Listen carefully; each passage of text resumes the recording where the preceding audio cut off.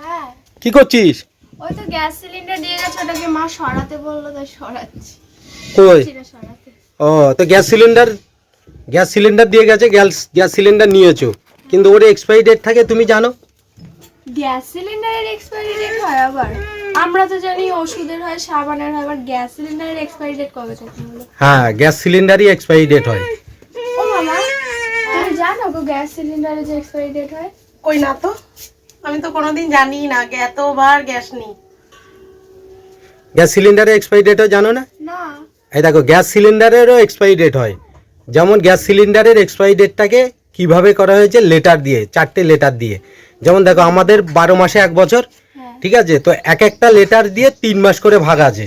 যেমন তোমাকে বলছি, দেখুন এ দিয়ে দেখো জানুয়ারি, ফেব্রুয়ারি, মার্চ। তারপর বি লেটার হচ্ছে এপ্রিল, মে, জুন। ও আচ্ছা। তারপর সি লেটার হচ্ছে জুলাই, আগস্ট, সেপ্টেম্বর। তারপর ডি হচ্ছে অক্টোবর, নভেম্বর, ডিসেম্বর।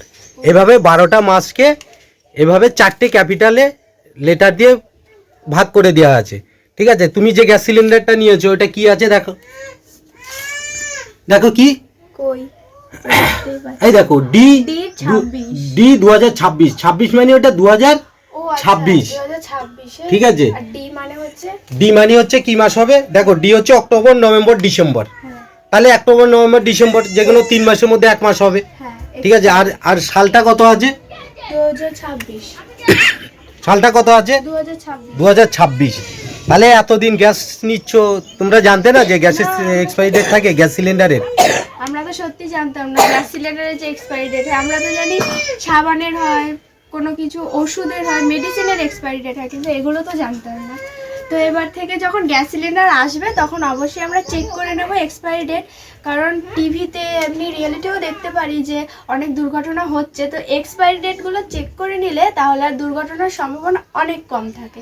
এবার তো বুঝে গেলাম, তুমি ভালো বুদ্ধি দিলে। এবার সবসময় চেক করে নেব, আর তোমরাও চেক করে নেবে। তাহলে প্রত্যেকের আমাদের গ্যাস সিলিন্ডার যখনই দিতে আসবে আমাদের এক্সপায়ারি ডেটটাকে চেক করে নেওয়া উচিত, ঠিক আছে? তো তোমার মা কোথায়?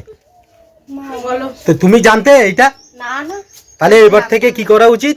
চেক করে নিতে হবে। কি চেক করে নেওয়া উচিত? এক্সপায়ারি ডেটটাকে চেক করে নেওয়া উচিত।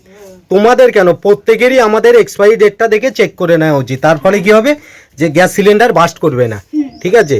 তো আমরা দেখি কোথাও কোথাও, আমরা টিভিতেও দেখতে পাই যে গ্যাস সিলিন্ডার বাস্ট করেছে। বাস্তবেও হয়। হয় কেন হয়? আমরা এক্সপায়ারি ডেটটা দেখে নিই না আর বলে। এটা অনেকেই জানে না, যেমন আমরা নিজেরাই জানি না। জানতে না, তাহলে আজকে জানলে।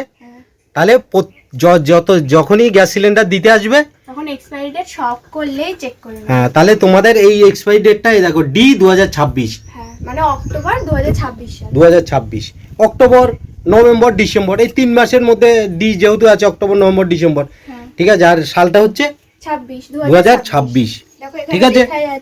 তাহলে আমাদের প্রত্যেকেরই gas cylinder expiry date check করে নেওয়া উচিত, তাই তো? হ্যাঁ।